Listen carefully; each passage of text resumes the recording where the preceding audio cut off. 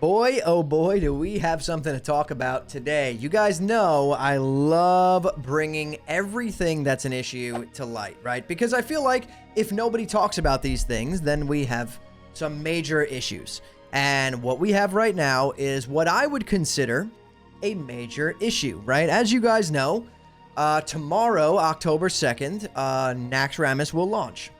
That's good, right? Everyone loves that. Naxxramas is arguably one of the better raids in Vanilla WoW. We all can say that. It's not insanely hard, but it definitely poses a little bit of a challenge, and that means that you need to be coming fully world buffed, no problem. And a lot of guilds and raids are requiring you to come fully consumed. Now this, I can't even talk about this without laughing. We talked about this on stream last night.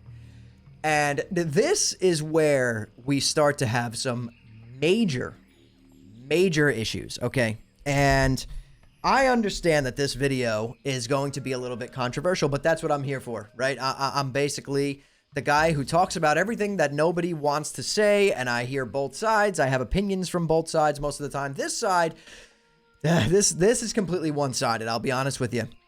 So, you know, let's put this into perspective for you.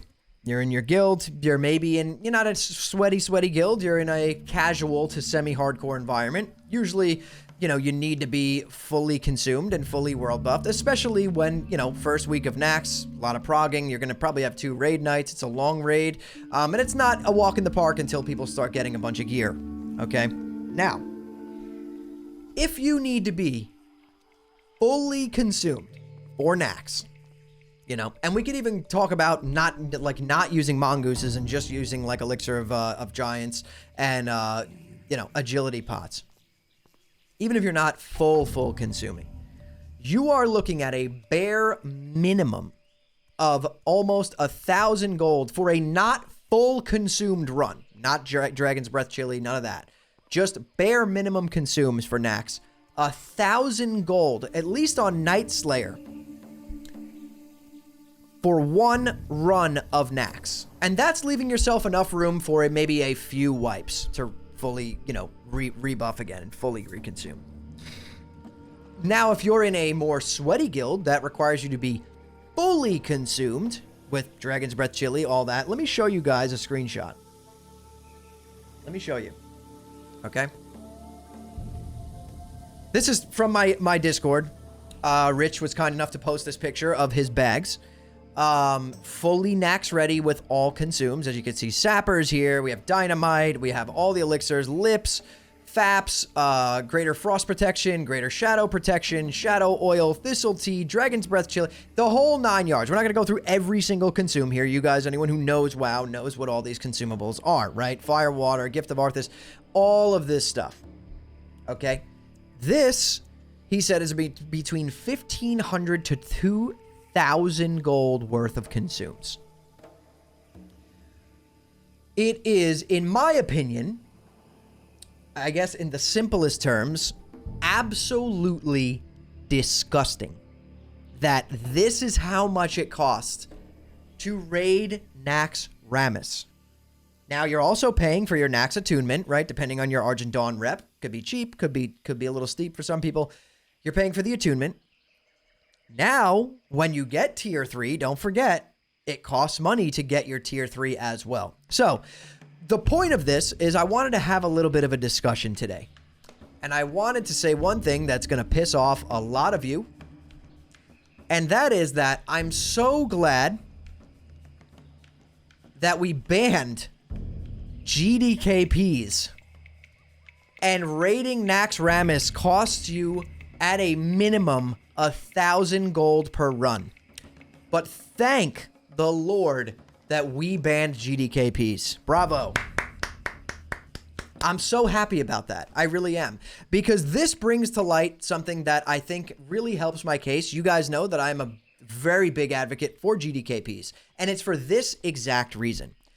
Nobody is going to sit here and tell me that the majority of people raiding Nax are not buying gold.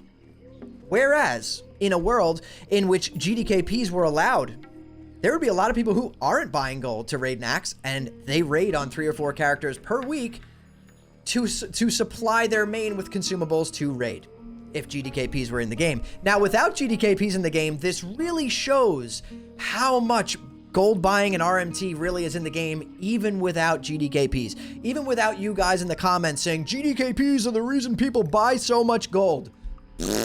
Right out the ass. Because to be completely honest, there is nobody going to sit here and tell me that 90% of the people that step foot into Nax Rammus aren't buying gold. Now, I know there are some. There are some people who can play 10 plus hours a day, farm copious amounts of gold, the ultra sweats, you know what I mean? I'm not, you know, saying those people don't exist. I know that they do. But the vast majority of people buying full consumes for Nax Rammus are buying gold, and GDKPs aren't in the game. So can we cut the bullshit at this point and say maybe that's not really the problem?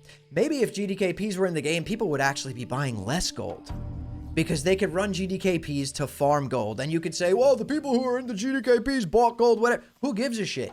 They already bought the gold. It's already in the economy. It's already in the game. Your consumables are 2,000 gold for one single raid. That is not accessible for the normal player. That's not accessible. The whole reason for banning GDKPs, aside from the economy, right, that we got from the devs, and we know this, was that it hurts the social aspect of guilds in the game.